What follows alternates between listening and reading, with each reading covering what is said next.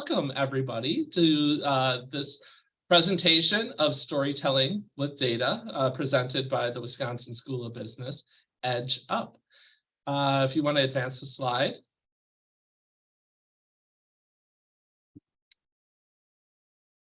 And this presentation is presented in partnership between the Center for Professional and Executive Development and the Wisconsin School of Business. The Center for Professional and Executive Development offers programs and certificates that will give you the modern, relevant skills needed to advance in your career. All of our programs offer interactive live learning sessions facilitated by instructors with practical business experience.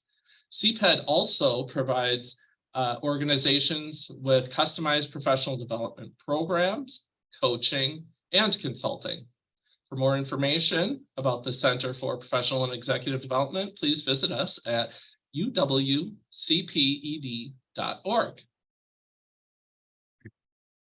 If you have any questions during today's webinar, feel free to use either the chat or the Q&A buttons on the bottom of your Zoom webinar screen. We will pose questions that are submitted during the Q&A at the end of today's session. I also want to mention that today's webinar is being recorded, so a link to the recording will be sent to you in the coming days. And now I'd like to turn it over to my colleague, Sadie, to say a few words. Awesome. Thanks, Jeremiah. Hi, everybody. My name is Sadie Schernicka, and I work in the Alumni Relations Department at the Wisconsin School of Business. Here it is our mission to keep you informed and connected to WSB through things like events and networking opportunities, communications like our Update magazine, and professional development opportunities like this webinar. Before we get started, I just wanted to run through a few upcoming alumni opportunities that we have going on right now. First, next week, we will be coming down to Milwaukee for our WSB and MKE event. This will be a really great time for you to engage with your fellow Milwaukee alumni, if we have any of you on the call. So that's next week, August 10th, and you can still sign up for that event. And then coming up in October, on October 7th, is our homecoming bash. This is a fan favorite. We absolutely love hosting all our alumni here at Granger Hall. And then we also have football tickets for sale. So if you're interested in that or the WSB and MKE event, you can sign up at business.wis.edu/alumni-events. I think that's all from me for now, so I'll pass it back. Wonderful. Thank you so much, Sadie. Sounds like a lot of great things coming up for alumni. Next, I would like to introduce our presenter for today's topic of storytelling with data. Dani Bauer is the chair of the Risk and Insurance Department and leads our master's degrees in business analytics. I'm very pleased and excited to introduce Dani Bauer. Dani, thanks for joining us today. Thank you very much, Jeremiah. It's a great pleasure to be here with you. Thank you very much for spending a lunch hour with us. If you're on central Wisconsin time or other parts of the day if you're coming from elsewhere. I'm really excited to talk about the subject. But before I do, let me start with a couple of disclaimers and also some mild advertising. So I'm pulling rather liberally from material that I've taught before with my colleagues, Cody Baldwin, who is the director of our Masters of Business Analytics programs, and Justin Sidnor, who's a colleague of mine, who's actually landed in Munich yesterday, so he's not with us. And Cody and myself and Justin, we all teach classes in our school's master's program in business analytics. So in particular, we have a residential program, our MSBA program, as well as a new part-time online asynchronous Masters of Data Insight and Analytics program that we're just launching in a couple of weeks from now. So we're really excited about this. So there's two reasons I'm mentioning this. For number one, I want to provide credit where credit's due to my colleagues, but also I'd be very happy to talk with you about our master's offerings. And because of most of what I'm talking about, or everything I'm talking about today will be covered in more detail, and also much more in our master's program. So I'm happy to chat about those for those who are interested. Okay.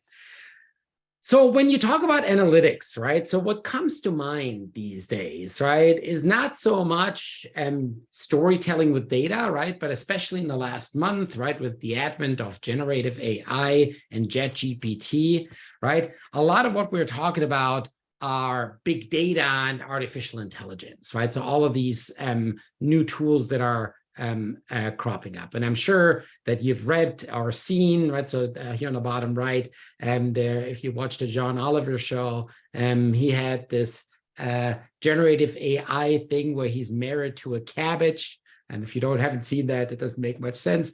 But I figure that a lot of you have also experimented with ChatGPT and other large language models, right? And I think these sort of advents in AI are really changing business, right? And one way of sort of illustrating this, that I do with my students a lot, is I just go back 30 years in time, and I look at the largest US companies in 1993. And, the names that you will see there are General Motors, Exxon, Ford, IBM, GE, Mobil, and Philip Morris. And if you contrast that with the largest US core companies by market capitalization today, none of the 1993 companies in that list, but that list contains Apple, Microsoft, Alphabet, Amazon, NVIDIA, Tesla, and Meta. And NVIDIA is one of the recent companies that are went in there in part fueled by their involvement in this sort of generative AI and AI advent, right? NVIDIA is a company that makes graphical processing units of really fast computers, right? So this sort of showcases the importance of data, computing, and connectivity, right? We're living in a world where data skills are becoming more and more relevant. However, what I want to talk about today is not so much sort of this big picture AI and big data, these big picture changes in AI and big data, but I want to talk a little more about the changing role of business analysts, right?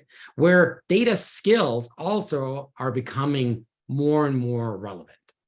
In particular, if you think about the graduates of our master's program in business analytics, right? Some of them go to Silicon Valley and start with Facebook and so on, but actually a lot of them, probably a small majority of them, don't go to these tech companies, but they join other, traditional companies, consumer products, and so on, as business analysts, right? And the expectations with regards to business analysts really have changed, right? And a lot of times these companies are hiring people with these new skills, right? What are these new skills that these business analysts, in particular our students, bring to the table that make them attractive, right? On the one side, they're more tooled up, right? It used to be that, if you came to a company as a business analyst, if you had sort of familiarity with the Office suite, with Microsoft Excel and Microsoft Word and Outlook, right, you were in pretty good shape. This is changing, and probably many of you have sort of seen or heard or maybe had some exposure to these business intelligence tools like Power BI or Tableau, right? These require new skills, but they also can make you much more efficient. Some of these tools have drill down capabilities, right? You have the ability to provide data dashboards that can support data-driven decision making. So, right, one of the roles that these business analysts are taking on are sort of like supporting decision makers by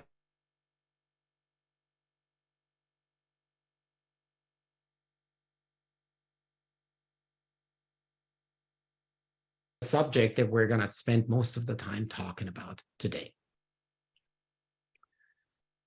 So the premise that I'm starting with in this lecture is that while there are a lot of these changes happening on sort of the artificial intelligence side, again, think about ChatGPT, and these more modest changes, right? These availability of data, these new tools, right, are also creating substantial value, right? And the way to think about this is that they make a lot of people more efficient, right? They allow us to do things that we weren't able to do before. And while not creating the same amount of value as sort of like these large innovations in AI, right? It's sort of like more a trickling thing, right? Where making all of us a little more efficient in aggregate still creates substantial value. What does that mean for you? Or what does that mean for somebody who's joining the workforce or thinking about upskilling, right? Number one, the skills to work with these new BI tools, Power BI and Tableau, are becoming more relevant, right? There's value to being familiar with these tools. Being able to use these tools to generate helpful and actionable output is very valuable, right? That's a skill that's becoming more and more relevant. And also the ability to communicate with data, right? To take people along, to convince people using data-driven decisions or using data-driven illustrations is becoming more relevant. So this is exactly where I'm going to try to plug in today, right? I'm going to, in the next 45 minutes or so, what I'm going to try to do is tell you a little bit about these new tools, right? And in particular, one question that I get asked a lot that I'm going to try to shed some light on is what these tools can accomplish, what Excel cannot, right? So what is sort of like the marginal value that these tools provide that Excel cannot provide, right? I'm also going to talk a little bit about why you should think about visualizing data rather than presenting tables and what good data visualization practices are. And talking about these 2 points is going to lead us into communicating with data. And in particular, I'm going to make the point that what you should be doing is tell a data story. And I'm going to be more explicit about this, right? So if by the end of today's talk, right, or of the webinar, we have like reasonable answer to these 3 questions, that's what I would consider a success. All right. So let's first start with processing and communicating data, right? What happens a lot, and still a lot, right, is that somebody works on a spreadsheet, right, prepares a table like the one that I'm showing here on the left-hand side, and engages with this table for hours and hours and hours, right, and then understands it really deeply, right, and then provides it to somebody and say, look, here's the information I have, but the person looking at it for only 30 seconds will have a difficult time processing it. Right? And this is sort of the power of data visualization, right? Making simple visuals, right, typically makes the information easier to process and remember, right? So one of the guidelines, the North Stars when thinking about working with data and communicating with data is the way you should communicate, you should put yourself in the position of the consumer, not the producer. You're you're trying to consume something, right, in order to convince somebody, or in order to provide an insight, right? Or help them track something, right? And the way you should do this is in a way that's most easy for the person on the other side to consume and digest, right? It is important sometimes to have a concrete number, and this is where you might be interested in providing a table. But in the vast majority of situations, right, a smart visual can be better than providing like, a hard to understand table, right? So you can see those sort of illustrated by this graph here on the side. I'll give you 1,000 words for a picture. When you visualize data, right, there are 4 principles that I would highly recommend, right? Number 1, keep it super simple, right? Especially, and this is sort of like, I think, one of the issues with these new tools like Power BI, you have such a plethora of different visualization options. You can illustrate data in so many ways that, you quickly sort of play around and, explore functionality. Most of the time, that's not helpful. That I would say 99%. Okay, so there's a question, Ira, I'm going to get to that a little later. And 90% of the time, what I produce are simple line graphs and simple bar graphs, right? And the key distinction, right, is that typically when I try to track something over time, so when I have what is called time series data, I would use a line graph. On the other hand, if I compare different instances, for example, different customer classes or different sites, different production sites, or if I compare them and I consider aggregates, right, I use bar graphs. I would say 85% of the time, what I use are simple line graphs and bar graphs, right? And a lot is just thinking about, okay, what are you graphing, right? What is the metric that is relevant, right? Is it the aggregate? Is it the median? Is it the average? And taking smart averages is really a lot of what this is about. I'm going to channel my inner Justin, right, and tell you about his disdain for pie charts. Justin is a behavioral economist, and I'm going to come back to that a little later. And there's ample memes, and there's actually also a good bit of research out there that a sort of chart that is speaking against the use of pie charts, right? So, you know, Justin always speaks out he's almost like eerily passionate about this, right? Always speaks out against pie charts. But if I tell you that what I do most of the time is producing simple bar charts and simple line graphs, the question is, well, that seems totally plausible in Excel, right? I can draw a line graph or a bar graph in Excel. So why are people sort of praising these new business intelligence tools? What can they do that Excel cannot accomplish, right? And I think that there is a couple of reasons, right? Number one, these tools integrate very naturally in a lot of the cloud environments that are sort of like becoming more and more relevant. Cody, as I mentioned, is one of my partners in crime in our master's degree. And Cody joined the program, it's now 3 or 4 years ago. And when Cody joined, I really realized how I was a dinosaur, right? And this on the right-hand side is supposed to illustrate that, because Cody is somebody in our programs who really emphasizes and always brings in the neatest tools, right? And a lot of these tools are really allowing our students to do magical things, right? A lot of these tools are now housed in a cloud, and you have different cloud environments, the AWS cloud, the Google cloud, and here the Azure cloud, right? There's different tools that allow you to do different things. But in particular, these business insights tools, right, Tableau and Power BI, allow you to plug in right into your server system and to get the data you want to analyze straight from the data warehouse where the data is sitting, right? So one thing that these tools can do, right, that's a little clunky with Excel, is that they allow you to plug in right where your data is sitting, right into your data warehouse, and pull the right amounts via drag and drop tools, right? For example, Power Query is the query tool, the way to retrieve data from Power BI, right? So that's one of the key advantages. But there is also another advantage. A lot of times, the data we're analyzing in a business context is what we in the ivory tower refer to as panel data. What is panel data? Panel data means that you might have information about different instances. For example, think production sites, think about customers, and you have information about these different sites or customers over different times, right? So earlier I said that what I use line graphs for is illustrating things over time, right? What I a lot of times use bar graphs for is illustrating aggregates or averages across different instances, for example, across sites. So a lot of times what you have to do when you have this native panel data, where you have information at different times from different sites or from different customers or from different individuals, right? You have to reformat your data. And maybe somebody can help me put that in the chat. What functionality in Excel would you use in order to reformat your data in order to make it graphable? Anybody?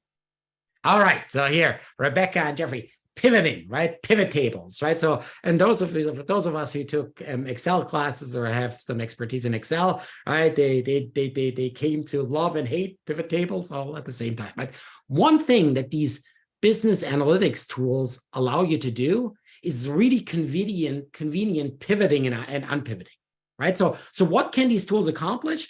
Well, in Excel, like doing a large pivot can be a time-consuming procedure, right? And also can be sort of clunky, right? One thing that these business intelligence tools are able to do is very convenient pivoting functions. And sometimes it only requires one click and it allows you to do an automatic pivot, right?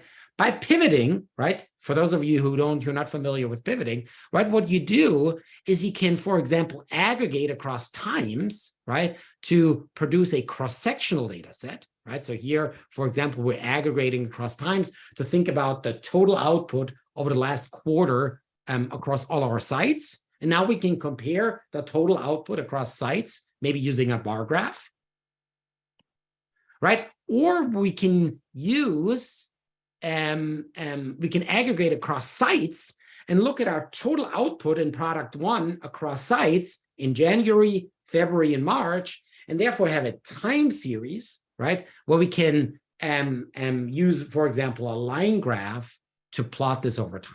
And again, right, something that is doable in Excel, but doing so would require a pivot table functionality that comes very natural with these magical tools like Power BI. Right? So what they can accomplish is automated pivoting, unpivoting. Again, they allow you to plug in to the data warehouse, to pull the data right away, right? And they also allow you to share it and deliver it in a dashboard format across your entire organization, right? So it's really advantageous on the data curation and the data pull side, but also on the delivery side. You can easily share this and you can provide different levels of access to the consumers. You can build these dashboards to update in real time. For example, if you want to build a dashboard, you want to say, well, every morning I want this to update, right? To pull the latest information from my data warehouse. That is a possibility, right? So it allows you to do this live information, and you can also use, and there was a couple of questions on R, right? You can use R and Python in order to build small predictive models within these data dashboards, right? So that's sort of like how these dashboards can make a business analyst much more productive. And in fact, when you look at sort of the skills that a lot of our graduates sort of come out with and that are highly valued by the companies that are starting work for, is exactly the skill to build dashboards and that it can be shared out and used by the entire organization. All right, I'm going to change course a little bit, right? And I'm going to give you a question. I'm going to ask you to put answers in the chat. I'm going to ask you a simple question. A bat and a ball cost $1.10. The bat costs $1 more than the ball. How much does the ball cost?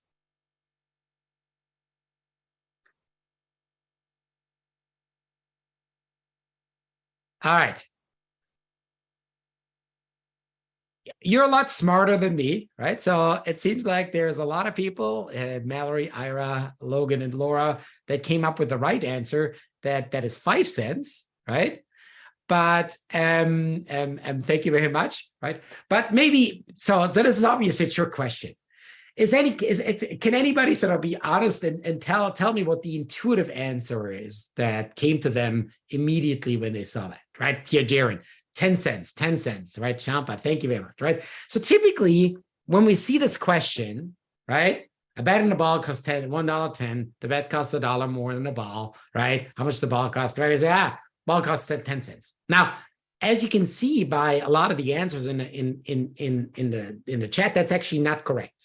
The correct answer is that the bat costs $1.05 and the ball costs 5 cents, right? Because together $1.05 plus 5 cents gives $1.10, right? So it's $1.10 in total. So that's the right answer, right? And not $1.10.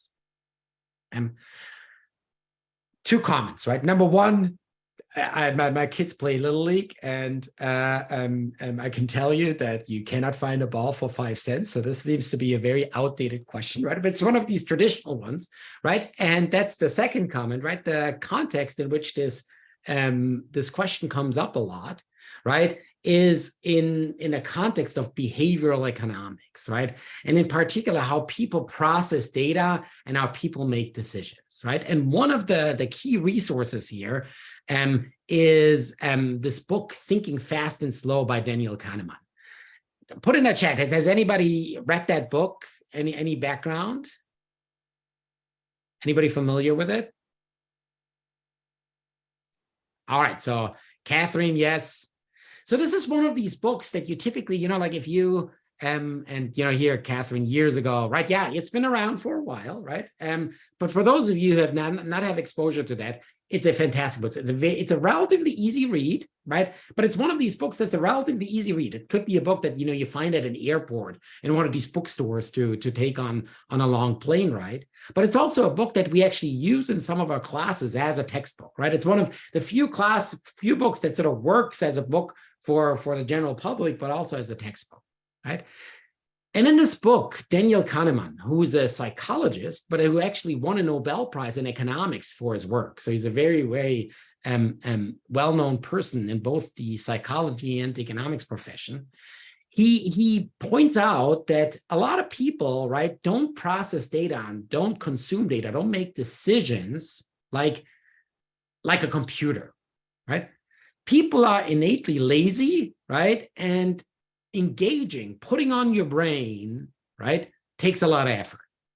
That's why typically, especially if things are low stakes and you read a question like that, right, what do you think about is, $1, right? Our brains have been trained for a long time here, $1, $1.10, $1, more than implies minus, right? To jump to $1.10, right? And Daniel Kahneman calls this the system one, right? So this is sort of like the childish, intuitive part of your brain. Now, we have the ability to engage and switch on what Daniel Kahneman calls the system two part of our brains, right?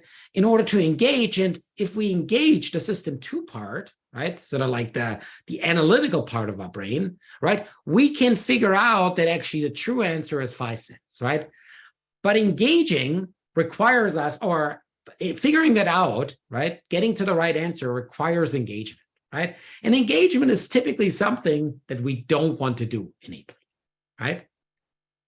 This leads to common human biases, right? So all of us humans are sort of like subject to certain biases that essentially emanate from the fact that our system one is ever present and always whispers these answers in our ear, right? One of them is called anchoring, right? Anchoring means that a lot of times what I tell you first shapes the subsequent discussion. The first line in a meeting, the first slide of a slideshow, right, forms the thinking or shapes the thinking that is happening subsequently, right? So ideas or explanations that bubble up from system one based on cues and anchors to our thinking will shape what is to come. The second thing is confirmation bias, right? Typically, because we're lazy, we're going to look for things in the world that conform with our thinking, right? And a lot of times we're going to interpret evidence in a way that's consistent with our prior thinking.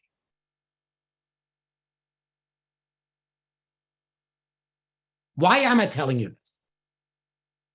What does this have to do with data analytics? Well, the issue with data dashboards, in particular data dashboards that you spend sort of 5 minutes looking at, right, is that they easily cue these anchoring and confirmation bias issues, right? So the upside of data dashboard, right, of the availability of having data available, right, is that they provide, as I mentioned, real-time information, data at your fingertips that can be shared very broadly, right? But at the same time, it's always helpful to keep in mind that people are lazy, and typically they look at dashboards relatively quickly, right? So there's also a couple of downsides associated with dashboarding. Number one, right? Typically, dashboards provide you prefabricated metrics that somebody believes are already important, right? So they don't look at the information that might cut against the common thinking, right? So it sort of like aligns with the common thinking. Number two, if you look at a dashboard and you see something that might surprise you, right, you might be quick to make up a story in your head to make that evidence consistent with your thinking, right? So while dashboards certainly are have become more and more important and more powerful, right? What I want to point out is like a word of caution, right? That the proliferation of dashboard has many advantages, right? We have information at our fingertips, but it also, in particular, when considered in front of these human biases, makes us maybe miss some things, right? So, and this is sort of where it's helpful to think about when you consume these data visualizations, when you consume these data dashboards, to always sort of be aware of this, right? So when your dashboards, being aware that you're subject to anchoring, that you're subject to confirmation bias, right, provides helpful information in order for you to digest them, right? And this is what Julia Galef forms the scout mindset, right? You should also always look for new information, right? You should always have structured skepticism. And this is what Daniel Kahneman calls the outside view, right? What you should be thinking when you consume data is a lot of times you should look for information that cuts against your current thinking, right? The most helpful data visualizations, the most helpful insights from data are things that change your mind, not things that conform with your current thinking, right? Now, dashboards can play a role in this because a lot of these modern dashboards allow for drill down options where you as the user can actually look and have some control over what you're seeing. In order to not fall into these pitfalls, right, one helpful technique, right, is before you're thinking about, okay, I'm gonna produce a visual, I'm gonna look at data and I'm gonna produce a graph. Before you're producing this graph, right, and this is sort of what we're telling our students, take a piece of paper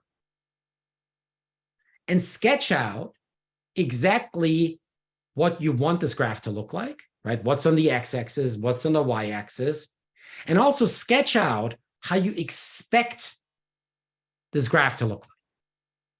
In that case, you're sort of engaging with your expectation and it allows you to be surprised. So if this graph comes back looking differently than you had anticipated, right, you should sort of think, okay, what was wrong in my thinking, right? This is exactly how you sort of like, you put on this scout mindset, right? So where you allow yourselves to be surprised. All right. So what I'm telling you is sort of like, so far, right, number one, these business intelligence tools, right, have a variety of advantages. They allow for fast data grab, fast sharing of these dashboards, and they also allow some functionalities like pivoting that makes them make them more powerful than Excel, right? They allow you to produce dashboards, and that's helpful, right? Real-time dashboards is definitely helpful for tracking metrics. But then this is sort of the second point, right? Don't, like that there's advantages to that, but there's also some clear disadvantages, right? If you're a consumer of dashboards, right, you are susceptible to these common human biases, right? And the way to get around them is by asking specific and answerable questions of your data and not solely relying on data, relying on these data dashboards. All right. I want to spend the last 15 minutes of this webinar talking a little bit about the original title of this seminar, right? So now let's assume that we produce some insights using data, right? That we use some of these business analytics, these business intelligence tools to generate actionable insights. But now you have to take your team along. Now you have to share it out. You either have to convince your superiors, or you want to take your team along. You have to tell them what you want to do. And one way of doing this is by telling a data story. Now, the person, one of the people that shaped this data story, the storytelling with data movement is Cole Nussbaumer-Knaflic. Cole Nussbaumer-Knaflic used to be a data engineer at Google. I think she was actually one of their leading data visualization people, but it turns out that Cole originally is from Milwaukee. So she's from Wisconsin. And after leaving Google, she set up shop in Milwaukee, right? So it turns out that Milwaukee is a little scene of data visualization shops, and one of them is storytelling with data, which is Cole's company. Why am I telling you that? Anybody an idea why am I telling you about Cole in the context of storytelling with data? Clearly, she's an expert, but what am I hoping? What am I hoping to accomplish by telling you about Cole Nussbaumer-Knaflic, the data that's exactly, Sarah hit the nail on the head, right? So I'm telling you a story about Cole, right? When you walk away from this and you say, Danny, he mentioned a book. Oh, it was about this visualization expert from Wisconsin, right? So people are much more likely. So Jason, is she going to be participating in a program? So I wish we had her out for we had her out for a program for our students once, but her schedule is very busy, so it's hard to attract her. So I wish, but it was more Sarah's point, right? And Bill, it is a great book, and I'm going to go through some of the principles of that book in a second here. But one of the reasons I'm going to bring this up is because I want you to remember, and people are way more likely to understand something or to remember something if there's a helpful story, right? Some of the key principles about storytelling with data is providing the context in which you're telling the story, thinking about choosing effective visuals, taking away clutter. Don't show anything that you don't want to show. Focus the attention of the individuals with markations, and then present it in a way that tells a story. Because people, humans, right, are much more likely to remember a story than to remember hard facts. Some key principles that Cole points out in her book, and I agree with David and Bill that it's a great resource, right? One point that I made before that Cole also makes in her book is to keep it super simple, right? So simple bar charts, simple line charts. It's better to use multiple simple charts more than one complex one, right?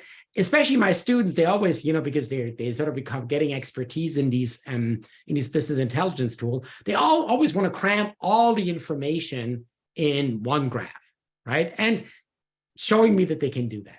And, while that's a skill, right, it's a lot of times not particularly helpful, right? If they showed me 2 or 3 graphs that sort of tell a story, it would be much more helpful.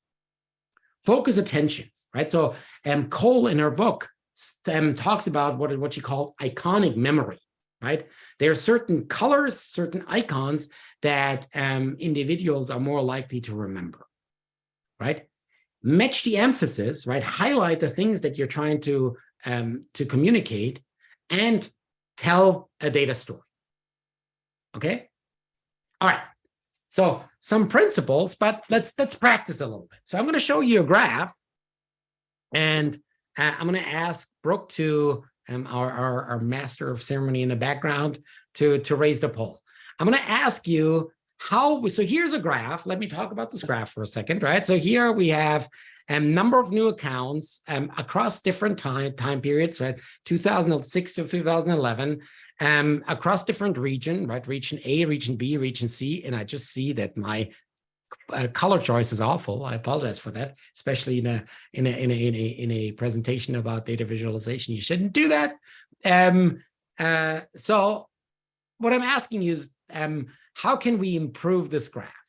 Right. So, and I'm giving you 3 options. So please choose this on this poll. Would we be better off with a stacked bar chart? What would we be better off with a line graph with the number of accounts, or would we be better off with a line graph with the share of accounts? And Brooke, once you have a quorum, please tell us what the results are. All right. Peter's opining C. That's helpful.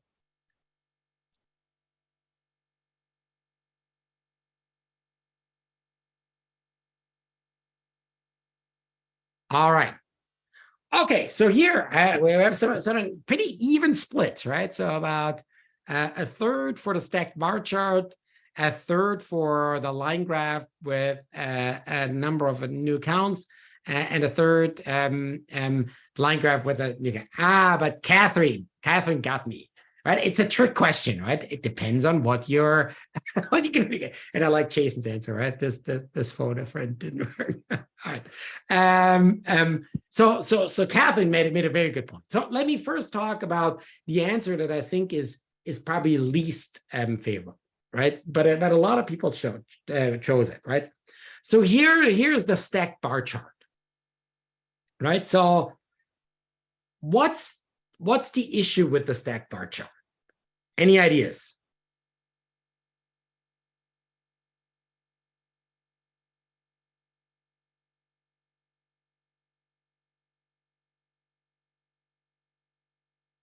So Bill's got it right. So it's sort of like it's trying to do 2 things at a time, right? I think that's sort of like the key point here, right?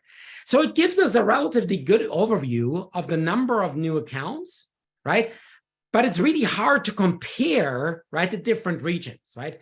And so you know, it takes away our attention from looking at the numbers over time. So if we wanted to compare the number of new accounts over time, that's what we should plot, right?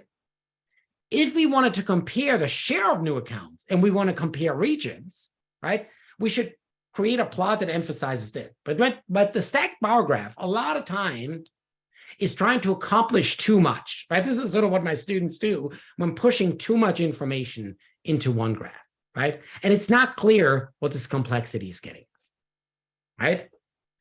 An alternative, right, would be to think about line graphs.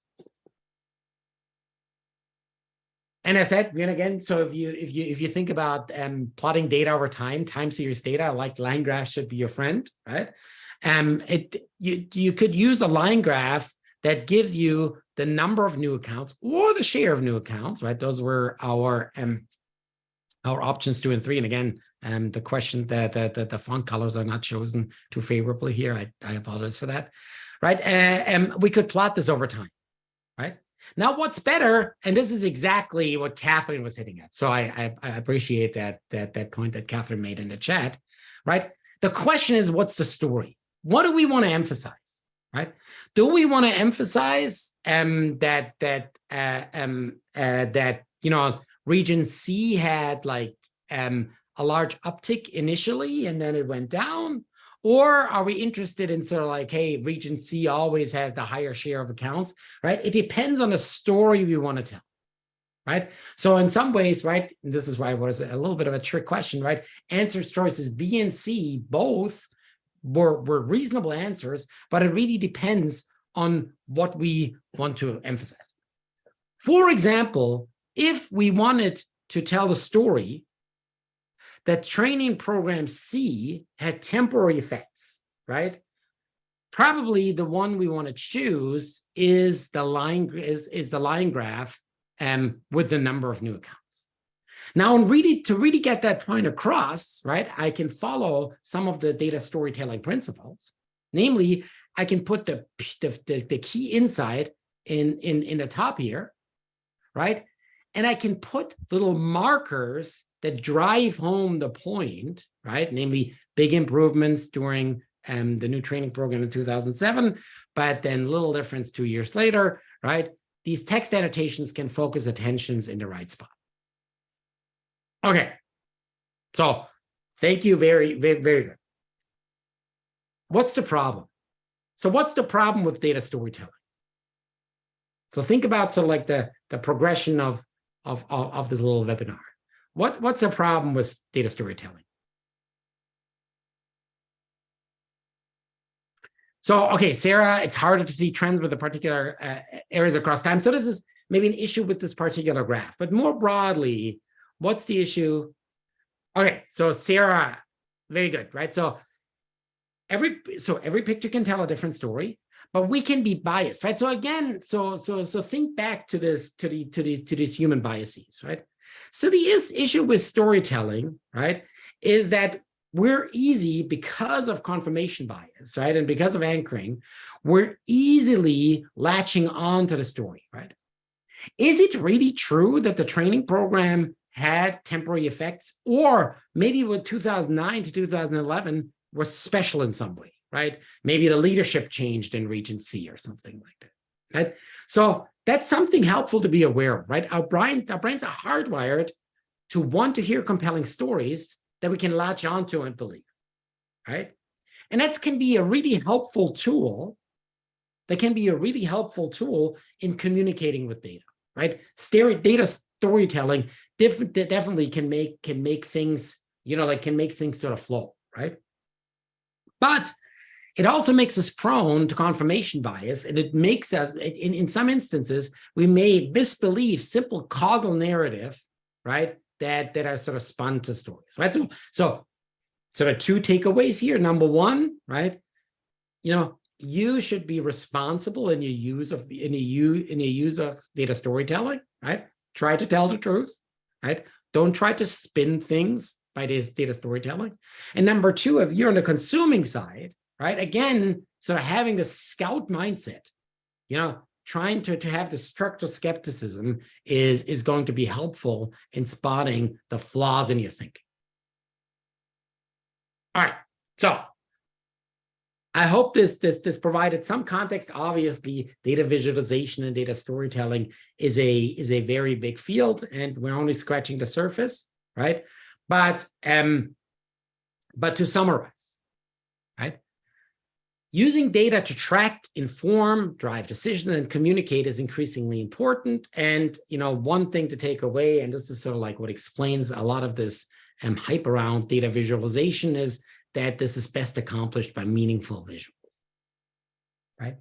These magical tools like Power BI and Tableau that connect to the cloud are making this easier, right? They provide the ability to plug into the data warehouse straight away. They allow you to automate things and others, right? But one thing I want to point out, that oftentimes the right graph is more important than the right tool, right? So just because you have access to these tools, and they allow you to do a variety of different options, right? Typically keeping it simple, right, and thinking very carefully about the graph is going to be helpful. And in particular, making a graph, right, forces you to think what you want to learn or convey, right? And another thing that's also kind of trivial, but helpful to keep in mind, right, is that if there's 100 people thinking or consuming your graph, right, if you can make it easier for them by investing an additional minute, right, you're saving 100 times of productive time. Again, it's kind of obvious, right? But making thoughtful and creating sort of like thoughtful and thinking through the visuals you create, right, can be a real time saver and a real push to efficiency. And Brian also makes a good point here. I'm gonna read that off, right? The audience for your story and how they consume data is also important. All right. We're at 50 days. I was told to leave 10 minutes for Q&A. So I'm happy to talk about any questions, or also if people are interested in sharing additional tidbits or their own experience with data storytelling, we'd be very happy to hear. Wonderful. Thank you, Dani. Thank you so much. If you do have any questions, please feel free to put those in the Q&A box now. We did have several questions already, so let me, I'll get started here. So Dani, is Tableau or Power BI better for data visualization? And do you have any other recommendations for other tools that might be good for data visualization? So I think there's now a plethora of tools, but Power BI and Tableau, I think they share about 80% of the market. So they're definitely the most common ones. So a lot of it depends on sort of like what kind of shop you are, right? If you're a Microsoft shop and you're in the Azure cloud, right? Power BI is a lot of times the tool of choice. On the other side, if you're a company that works with Salesforce a lot, Tableau integrates really well with Salesforce. Typically, you're sort of prone to Tableau. So a lot of times, this decision is not yours, right? So if you have to make the decision for your company, right? So I think the general guidance is that Tableau works really well with large data sets, right? So it's pretty efficient. It's more expensive, and it's also a little harder to pick up than Power BI, right? So I think Power BI is the tool that is slightly easier to pick up, right? So like, a Microsoft tool, but Tableau has sort of advantages for large data sets. Wonderful, thank you. Dani, you and I, we've been having a lot of conversations about ChatGPT and other LLMs becoming more relevant and used in the workplace. How do you see jobs changing down the road here with the inclusion of some of these new technologies? Can you repeat it one more time? There were also questions coming in at the same time. I apologize. Oh, yeah. So how do you see ChatGPT and some of these other technologies, Bard, and how do you see those changing our roles as employees? All right, it's an excellent question. One that is top of mind for many companies, and as Jeremiah knows, we have been sort of getting requests from different corporate partners that sort of like looking to upskill there.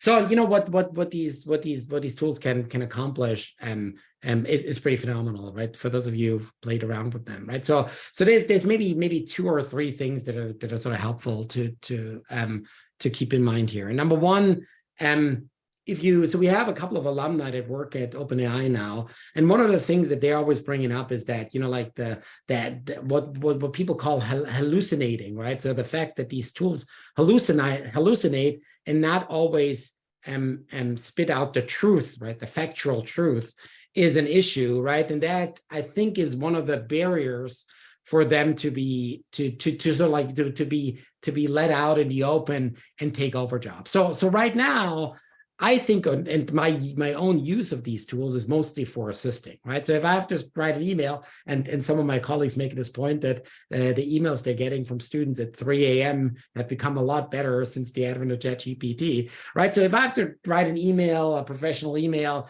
have ChatGPT drafted. If I have to organize a biography, I'll let ChatGPT do that.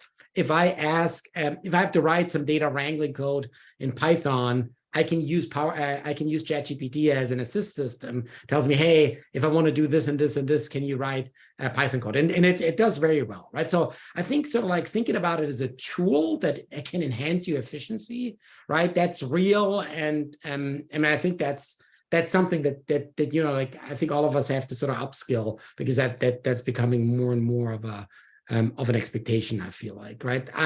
I don't see right now ChatGPT or other large language models taking over entire jobs, again, because of these issues around hallucination and sort of like owning the output, right?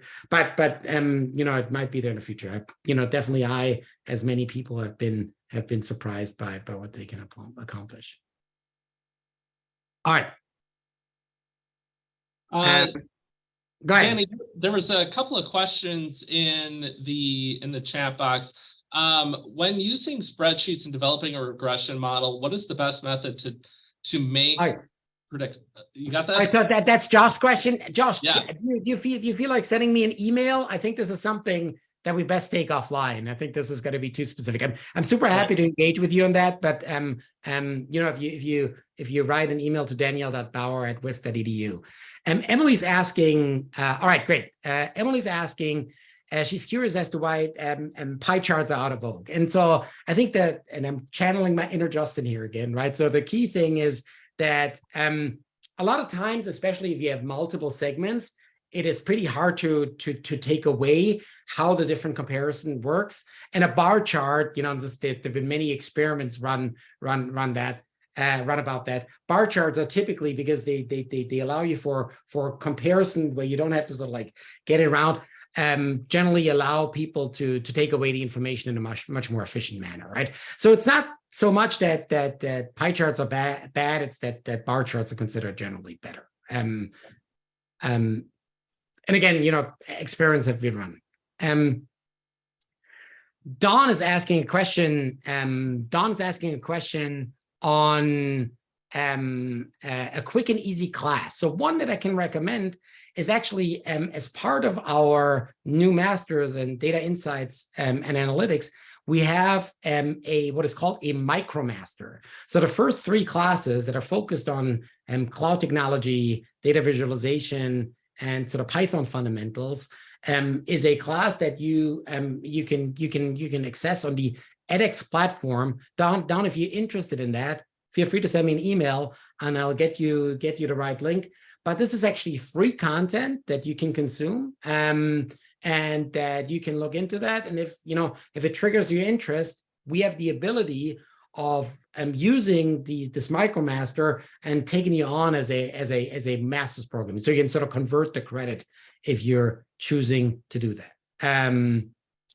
Thanks, Dani. And I'll just jump in quickly because the Center for Professional and Executive Development may also be an opportunity for Dawn and her colleagues or really for any of our attendees to check out professional development opportunities with the center that is also non-degree seeking. So that website again is uwcped.org. Dani, it looks like we have about time for one last question here, and I think it would be fitting. The risk and insurance department's the #1 program in the country. There, we have the University of Wisconsin and Wisconsin School of Business have several programs and things that we're doing to stay ahead of our competition and to bring the most relevant and timely information to our business partners. And I'm wondering, and this is what this question is revolving around, is what are we doing here at the Wisconsin School of Business in our graduate programs to stay ahead of the competition and to stay relevant and most current? Well, I mean, I think that's so, competition keeps you on your toes, right? So I think by now the space in particular, if you think about sort of like master's programs, it's hard, is pretty competitive. So right, what we're trying to do is we're trying to hire new talent, right? We hired a couple of lecturers just recently that have the latest tool. Cody, as I told you, right, he's sort of like one of the people who brought an old dinosaur like myself into the new times by sort of like always integrating the newest tools. And so far we've had success with this. So I think, you know, like what we're trying to do to keep at the time is having top instructional talent on the one side. And on the other side, you know, sort of upskilling, right? So I myself, right, so with the advent of ChatGPT, right, I tried to engage with ChatGPT. I took a couple of classes myself on prompt engineering, see what other people have to say about this and so on, right? So this is sort of what I think a research university really brings to the table, right? In order to publish in the most relevant journals, in order to be sort of like, you know, at the cutting edge, requires you to go with the times, right? And as a research university, right, this is sort of like how we're evaluated. This is what we do from day to day, right? We have an incentive, but also the ability, given our job profiles, to upskill ourselves continuously. And I know it's a very broad answer, but so like the best I can give in a short period of time. Oh, it's wonderful. Thank you so much, Dani. We really appreciate you coming on board and sharing your expertise with us and spending some time and answering these questions. So thank you so much for being here today. And thank you to everybody that attended today's webinar. Without you, we wouldn't have this opportunity, and we appreciate the opportunity you've given us to provide you with some professional development and continuing to work with you in your lifelong learning journey. So with that said, for my friends here at the Wisconsin School of Business and the EdgeUp team and Sadie, thank you so much, and we look forward to seeing you next time.